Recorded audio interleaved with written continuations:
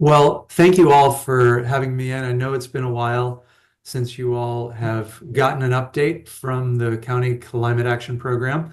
Note that we have changed the name of our program from Protection to Action, hopefully to indicate a sort of forward movement, offensive movement, as opposed to defensive movement, which is an important language shift, I think. So I have a bunch of slides. I'm not going to read through all the content on here. I'm happy to share the slides with you all after. And of course, you'll have the recording if you want to review things that way. But I do want to just sort of frame up this update as what I hope is the beginning of a conversation that is action-based, and that we can use this as a stepping off point for finding ways of engaging meaningfully together. So just wanted to kind of frame that up. So I'll be providing a little bit of context for the Climate Action Program's work. I'll be talking about the Climate Action Plan implementation, reporting on that implementation, and then the adaptation and resilience piece as well, all of which can be found to one degree or another in the actual Climate Action Plan, which you can find on albemarle.org/climate. So overarching context for our work, again, I'm not going to read through this, but when we think about our work, that is first and foremost situated within the county's vision. And so a question that I hope that we can bring forward with you all, both today and in the weeks and months ahead, is, along with your own organizational vision, how can we help sort of create a joint vision that is mutually beneficial for everybody at the table moving forward? Likewise, we've got these county values that shape how we work. So the vision is the ultimate end goal that we seek in county government. The values sort of shape how we get there. And so likewise, when Seville 100 is thinking about its own values, would be great to have future conversations center on how you all work, how we all work, and how we can jointly work together. And then finally, the mission is the sort of what we are doing in order to achieve that vision.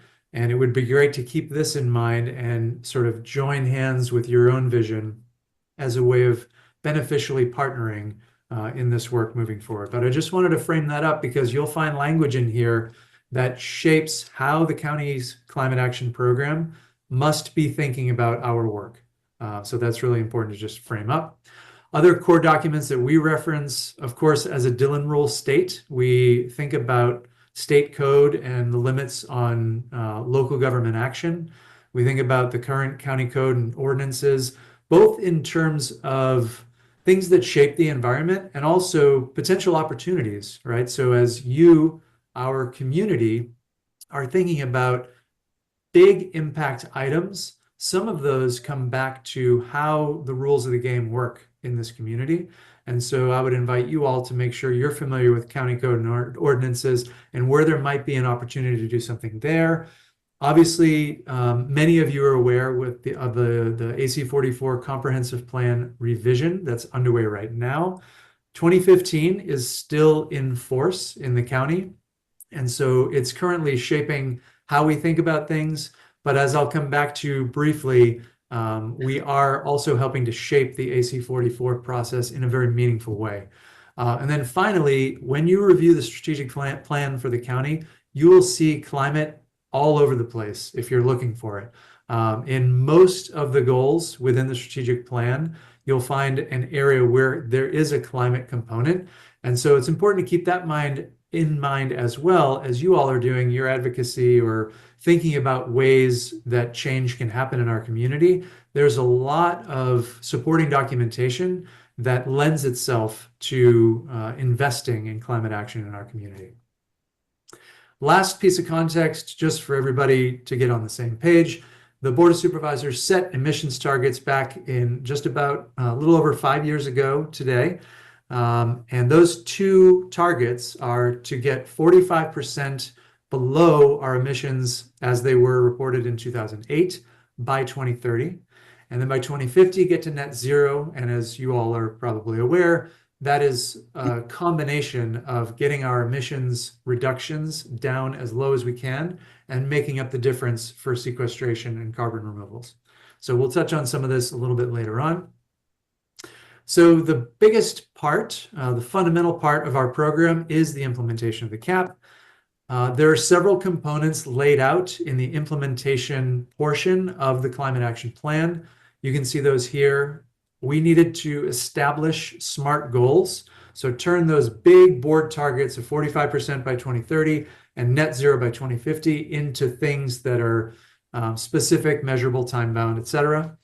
We needed to prioritize the 135 actions in the Climate Action Plan. And so we came up with a methodology to do that, which I'll talk about briefly today. We need to do an equity evaluation, and that work is ongoing, and I'll report to you on that today. And of course, as the situation, as the environment changes, the CAP invites the climate action staff to refine as we go, as it seems necessary to reach those emissions reductions. So that's an important component here where things are not necessarily written into stone, right? We have some flexibility, and if an opportunity comes up where it feels like, ooh, this is a good return on investment in terms of emissions reductions, we have the freedom, even if it's not in the Climate Action Plan, to move in that direction. A reminder for folks who are not super familiar, the Climate Action Plan is broken up into these 5 sectors with these sort of cross-cutting themes in the bottom center of health, economy, environment, and equity. And those themes are what we built into our prioritization process, as I'll revisit momentarily. I mentioned this because our emissions inventories, as well as our SMART goals, are divided more or less in terms of these different sectors. So here, if you haven't seen this or haven't seen it recently, is our SMART goal along with projections for where we think those SMART goals get us in line with the board's targets. So I'll start over on the far left. A quick orientation to the map here. The arrows, the blue arrows, are years where we have conducted an inventory. And so there are actual measurements involved in those figures. The graph stacks between the blue arrows are essentially modeled based on historic information. The graph stacks that are to the right of the blue arrows are obviously all projections into the future using our SMART goals as the data behind those projections. The gray line that you see going all the way from the left to right and that sits above the SMART goal projections, the modeled projections, is our business as usual line, and the red arrow points to the 2030 target, where we need to be by that point. And so all of this is to say, and we're going to talk about the inventory momentarily, but you will note that according to what we have set as our community SMART goals, it brings us down quite significantly below the 2030 target set by the board. And that's an important point, which I'll cover on my next slide, as to why we need to do that. And then what this also shows, underneath the zero line, the x-axis, you'll see this green stack that kind of grows over time. That's the sequestration goal that is meant to balance out the fact that in both transportation and agriculture, we foresee quite a difficult time getting all the way to net zero by 2050. And so that sequestration goal allows us to offset the stubborn emissions, as we refer to them, that we can't quite get down to zero by 2050. There's lots of reasons for that, and we can talk about that when it's appropriate. So this is a different way of showing the data that I just showed you. The black line here is just a linear track from 2008 to 2030 at 45% reduction, and then from 2030 to 2050 down to net zero. So that black line is essentially a linear representation of the board targets. The space between the x-axis, the zero line, and that gray business as usual line is what is potentially our cumulative emissions in the community. And that's really important to keep in mind, because if we think by the letter of the law of the goals of the board to be net zero by 2050, in theory, what that means is we could get to our 45% reduction and stay there for 20 some odd years and then just at the last minute, drop our emissions down to zero, theoretically, right? But what that would create is a much higher level of cumulative emissions over time. And that's what really matters when it comes to mitigating the climate crisis. So we need to get our emissions down as fast as is feasible so that the overall cumulative emissions is lower in the long run. And that's why we're aiming our SMART goals to be significantly below the board's 2030 target. It also gives us room for error. I'm sure we're going to encounter obstacles and constraints along the way. And as we do so, it'll still allow us to reach the board's goals, even if we don't quite meet the SMART goal targets that we had set. The next thing we had to do was the CAP prioritization method. I'm not going to spend a ton of time here, but I did want to put in front of you the various factors that went into our thinking on this. So of course, GHG impact was the biggest one. Co-benefits, as laid out in the Climate Action Plan, health, wealth, and environment. Advancing equity is central to everything we do, not only in the climate program, but in the county. So that has a central role in our analysis as well. And then we also wanted to account for the fact that it is a common refrain that individuals have the most important role to play in climate action. Replace your light bulbs, buy an EV, whatever the case may be. Our position in the Climate Action Program is that that's not actually accurate. What we need is systems change. And we need systems change through policy adjustments at the core, and then also leading to corporate adjustments so that the way corporations operate helps to shift the rules of the game and make it easier for everybody to make good choices. So we wanted to have some analysis around that behavior to structure spectrum. How much of this action in the Climate Action Plan is thinking about just an individual's behavioral choice versus changing the actual structure, changing the choices available, or changing the rules of the game, because that is a much more impactful way of moving this work forward. Based on our holistic impact score, these are the top action groups or strategies, and these IDs over in the left-hand column. If you look at the Climate Action Plan, you can correlate these to the content in there, in each chapter, the buildings chapter, the renewable energy chapter, etc. But these are essentially summary language for each of the major strategies, and these are in priority order. So you'll note, for example, that the building space and renewable energy space is the highest priority according to our analysis.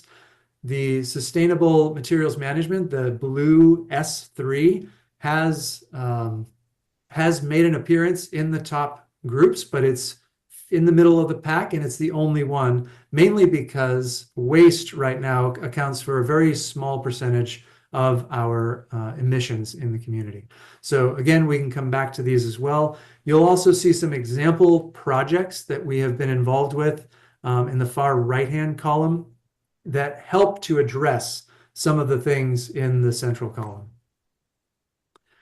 The last sort of project-based piece, or really central item in the Climate Action Plan, has been the ongoing development of the Equity and Climate Action Lens. The Board of Supervisors called for us to develop such a lens and to use that in the AC44 process. And so we have been jointly designing that lens with the Office of Equity and Inclusion at the county and piloting that in the comprehensive plan revision.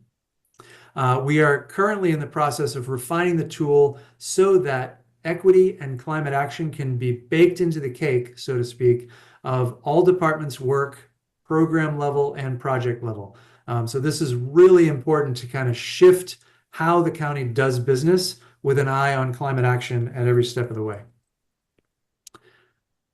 These are some examples of projects, just so that everybody knows kind of what some of the highlights are of things we've been up to. One thing that I'll highlight is the Community Climate Action Grant Program, which we're in our second year right now. And essentially that's putting out a call for community groups to apply for money from the county to put forward some creative ideas in order to bring down GHG emissions. So there's a lot of examples here. I won't go through them right now, but happy to revisit. One key point that I want to make, and this is our perspective in the Climate Action Program, it's also written into the Climate Action Plan, and that is we need to be implementing the plan in community with you all and with far more than those that are in this room. It takes all of us. Obviously, all parts of government need to do this, but so don't community members, community organizations like yourself, and businesses around the community. So this is all hands on deck, as I don't need to tell you all, but that's certainly how we see things. Another key piece of implementation from our perspective is that the climate crisis is not the problem. Climate crisis is a symptom of the problem. The problem is how we extract and exploit each other and the planet. And unless we can address those sort of root causes in very important ways, the climate crisis is going to continue to rear its head. And so that's something that we're always kind of being mindful of. And the last piece I'll say about the implementation in community is to consider, I'm asking CEVA 100 to consider how you all can work with us and work with others in the community toward that sort of common vision and in alignment with our community's values. So I think the more people we can get into calls like this, the more people we can get into public meetings and be making noise about the concerns of the community, the more impact we're going to have. All right, moving on to reporting. I know I'm moving quickly. I think this was a highlight in some of your minds. So I wanted to provide an overarching context in terms of those sectors I introduced earlier. The GHG emissions fall pretty much here. Keeping in mind GHG emissions inventories is an evolving science. And so, the numbers here are to be taken with a little bit of a grain of salt.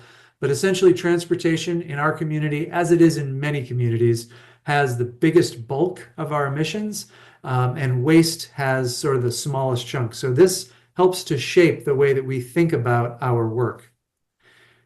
These are the results of all of our inventories up till now. So for context, note that the first inventory was 2008. There's a 10-year gap between the 2008 and 2018, and then they are annual inventories. And so what you will notice is that overall, there's been a positive trend bringing emissions down. However, not accounting for the COVID dip, which all communities saw, we've since started to see emissions on the rise.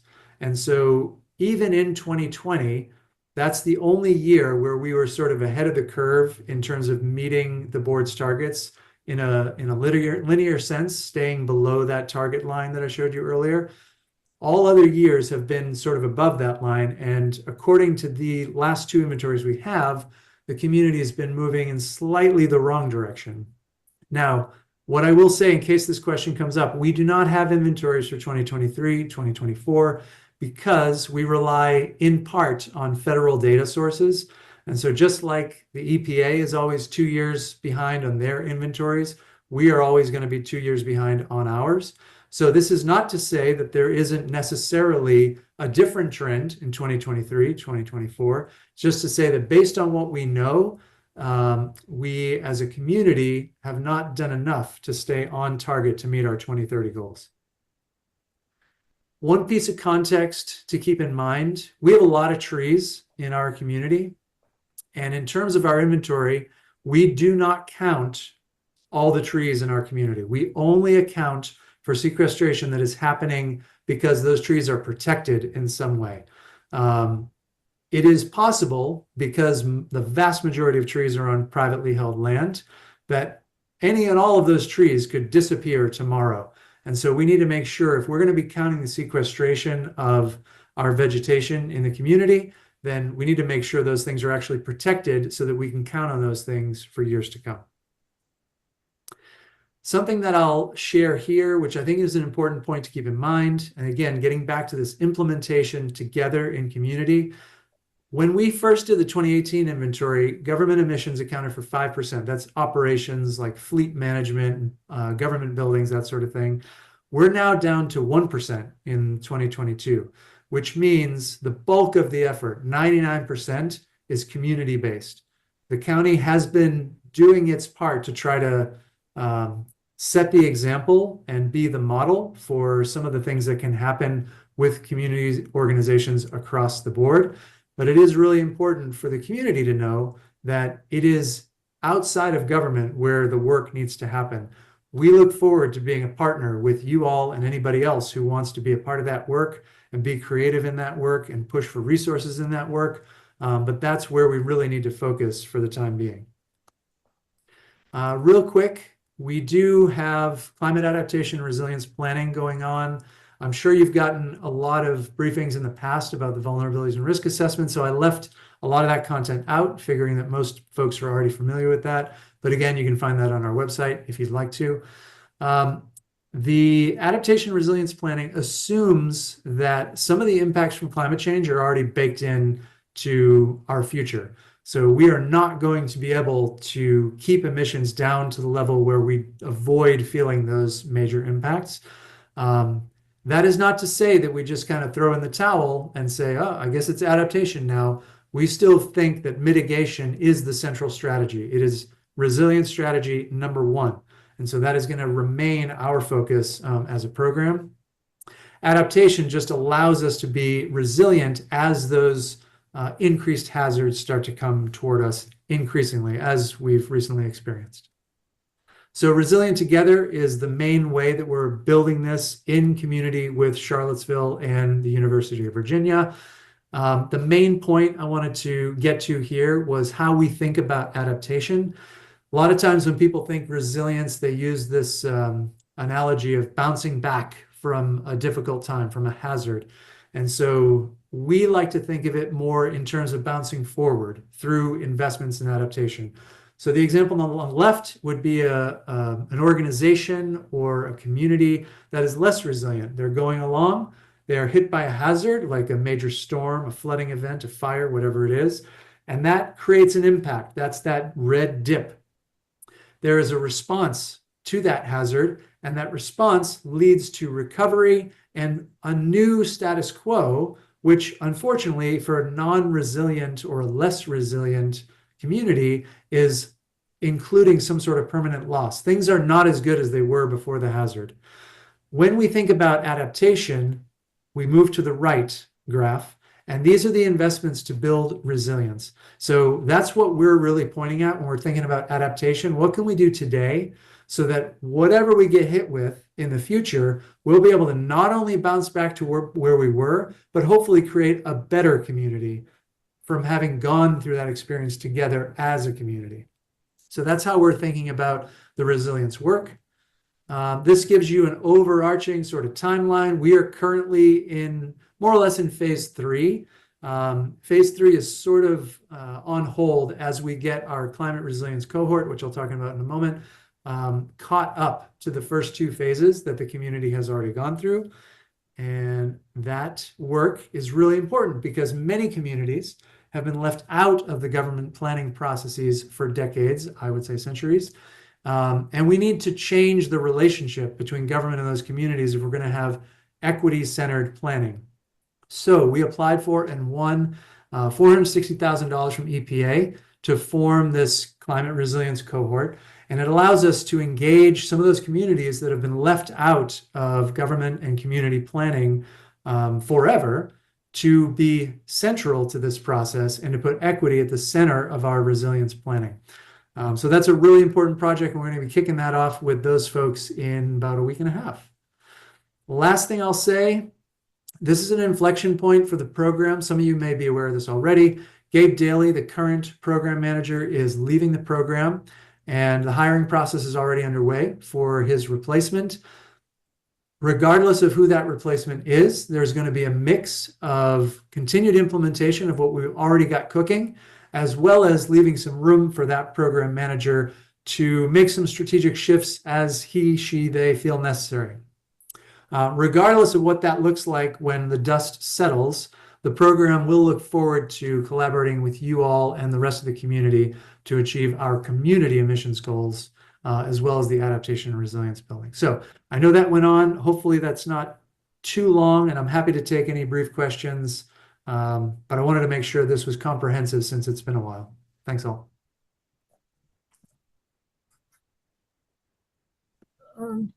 Oh, thank you very much, Jamie. That was really chock full of information, and yeah, there's a lot of that information that we hadn't heard, or maybe we didn't read the reports, but thank you very much. So there will be a couple questions. So let's see who's got a question. Marcia? I was trying to take notes and there was more than I could get down. So I wanted to know where the full set of slides will be for future reference. I'm happy to share that with the group. I can send along to Tom and other leaders. That'll be Great. fine. Okay. Very good presentation. Thank you. Thanks, Marcia. Yes. Okay, Bob? With a lot of the emissions coming from outside of the direct county facilities, you're depending on a lot of cooperation from private entities, including individuals and businesses and whatnot. Where are you getting pushback on the basic concepts of climate crisis, solutions, problems? So that, because if we don't have kind of a general unanimity that would allow us to pursue the particular goals and make the changes that are necessary, it won't work. So who's pushing back against the climate understandings that are behind your report? So I would say two things to that. One, I don't think currently, my assessment is not that the issue is there's a lot of pushback on the concept of the climate crisis or what needs to happen with the climate crisis. I think there is, on our part, a lack of resources to be able to move more things forward, have more conversations. So that's part of it. The other part is I feel like there has been a campaign to individualize climate action, which has been very effective. And that leads to 100,000 silos in the county where people are thinking about, well, what am I doing? What's my carbon footprint? And that's really not the point. The point is how we build community with each other to create a new type of community that can actually achieve these goals. And so oftentimes when I'm giving briefings at UVA for different classes there, and that question comes up, what can I do to make an impact, that sort of thing? I say, look, if you have an hour and that's all you have, do not research which EV to buy or which light bulbs to buy or how to conserve energy in your house. Do not do that. Go join an organization.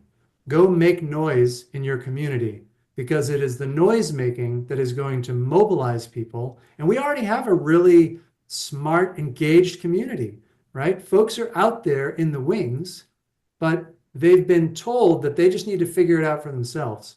And we have to break away from that mindset when it comes to climate action and build community with a lot more people and make a lot more noise so that everybody understands what needs to happen. And we can be part of that conversation in county government.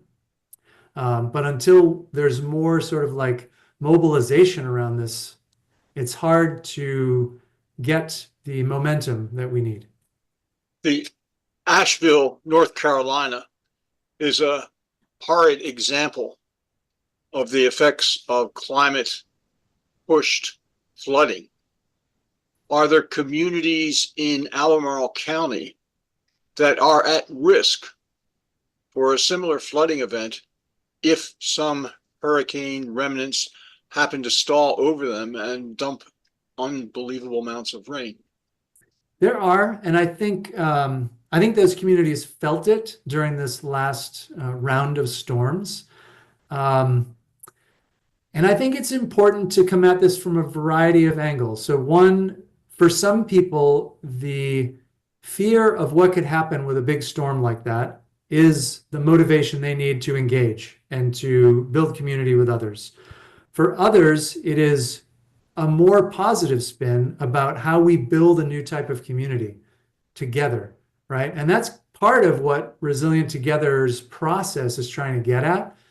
So it's not necessarily, it doesn't have to be fear-based. It can be just, we have a vision for our community and how we want this community to work. And that can really bring people to the table too.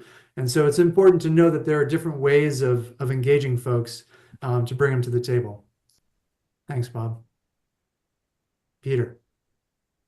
Yeah, Jamie, what's the nature of the sequestration projects that you mentioned in the graph, and you're partnering with, or it's Resilient Together? So, right. Well, there's a slight separation there. So Resilient Together is going to involve tree plantings, native plantings, invasive removals, all that sort of stuff, just as a part of the solutions that the community is going to put forward.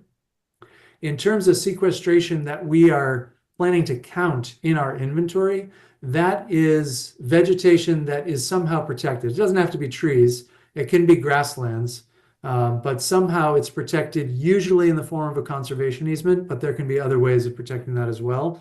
It's only when it's protected that we feel validated in counting that in our sequestration totals. Did that get at your question? Yeah, thanks. I got one more question. How much of the county effort and the city effort, for that matter, is dependent upon permissive, let's say, atmosphere or structures at the state and federal levels? It depends on the issue, really. So like when we think about building codes, there's not much we can do with creating stronger building codes, which has an important impact in energy efficiency and emissions from the building sector. So that's an example where it's problematic, but there are lots of places where we do have some room to move. All that being said, I think it's worth including in the community's mind the idea that local action as well as state action is probably necessary to really get to the finish line in creating the community that we want to see. Are you partnering with other communities in case things go south at the state and federal level to continue climate action? So we're a member of the Southeast Sustainability Directors Network. We're also members of Resilient Virginia. And those are great vehicles to come together with other communities that also have goals like ours and get on the same page in terms of what we might encourage those entities, so SSDN, for example, to advocate for at the state level, because we all share similar concerns or constraints. So we are engaged in that to some degree. There's just a limited amount of capacity that any one entity has to move things forward at the state level. And that's been a challenge so far. Thanks, Jim. Yeah, thank you. Tom. Ren. Wife Ren. Hi, Ren. I'm wondering how you expect to meet your goals given all the growth that the county is promoting, county government is promoting? Yeah, so it's going to be a tough balance to balance meeting those goals and the development goals as well as our climate goals. One approach that we're using in terms of the AC 44 process is at the direction of the board, we are making sure that climate alongside equity is strongly integrated into all parts of the comprehensive plan. So that'll include the development portions as well as having a strong conservation and stewardship section. Sorry, go ahead. I was just going to say, I mean, I've been to, I guess, most of the work sessions in the past few years in the comprehensive plan update. And I've been very disappointed by, in fact, the lack of integration of equity and climate action. And at one of the recent work sessions, a former head of the Planning Commission, who's still a member of the Planning Commission, expressed the same thought. Why haven't we been seeing more explicit addressing of equity and climate action? And I would say, I won't go into a rant, which I know I can do, but I'll just say quickly, I'm particularly appalled by the economic development section, which is really a kind of unabashed promotion of economic growth. It's not qualified. The board has never been willing to adopt a requirement that environmental impacts of economic development proposals be adopted. And I know Ann is here tonight, so Ann's hearing me. She's probably heard me say that before. But finally, you've mentioned, and I want to agree with you, it's not just individuals. There are questions of systemic change. And the older and older I get, the more it seems to me that our current economic system simply does not have built into it a respect for the environment. It consumes resources of value. And I think if we're going to become ecologically sustainable, part of the picture for a sustainable future for this community is going to be an economic system that recognizes we're embedded in ecosystems, and our economy has to be limited by the capacities of those ecosystems to provide us with inputs and accept outputs like greenhouse gases. I'll stop there before I get going. Thank you. I think the only thing I would say, Tom, is, and you make really important points, on the AC 44 front, the work that we've been doing with the chapter authors, so for the economic development chapter, that would be the economic development team, and the housing has their own authors for their chapter, et cetera, et cetera. Well, at least in the former organizational structure of the AC 44. And where we have been focused is at deeper levels of the writing. So there have been goals, objectives, and action steps at various parts of this process. I know it's kind of changing now. And we were really focused on the action step level, which means you may not have seen, because I don't think the action steps ever went public. And that's probably why you didn't see a strong integration. One example, and I do want to give them their fair credit, the Economic Development Office did an amazing job at integrating equity and climate action into their action step level. We are still waiting to see what's going to happen with this new organization to understand how we need to sort of re-engage with the content to make sure that it's well integrated into this new structure. So I don't really have an answer to that yet. Guess we'll stay tuned. Thank you. Okay, anybody else? Any questions? I guess I have one last question, maybe just to wrap it up, just kind of a follow-up of the systemic change that you were talking about and that Tom referred to. Are there any like in the works or in the action items, any like incentives for either homeowners or renters, to actually practice climate action, like on the county level? I know there's the IRA and, the tax credits for EVs and for heat pumps and all that, but is the county thinking about like maybe like a little property tax relief or something like that? Like if you do, take these certain steps? So two things I would say to that. One, we are co-funding with the city of Charlottesville an energy resource hub, which to the point of the IRA is to make sure that folks have all the information and support they need to take advantage of those resources, because it can be really confusing to try to understand what to do there. So first and foremost, with all that money coming from Washington, we want to make sure folks can leverage that. Second of all, everything is on the table in terms of how we think about incentives, how we think about ordinances and regulations and all that sort of stuff. We just don't have the capacity to move all of it forward at once right now. And so it hasn't yet risen to the top of the priority list. That's not to say that it shouldn't. And if the community makes enough noise that it wants to see a certain approach to solving one or more of these problems, then we are all ears and we're happy to implement. Okay, I look forward to that energy hub because it is very confusing for consumers to buy, these climate action, energy efficient things. So heat pumps. Excellent. Yeah.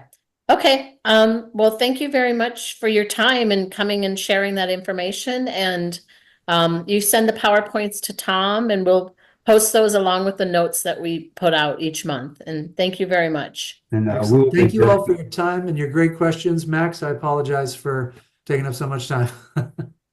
Not at all. Thank you, Jamie. That was terrific. Jamie.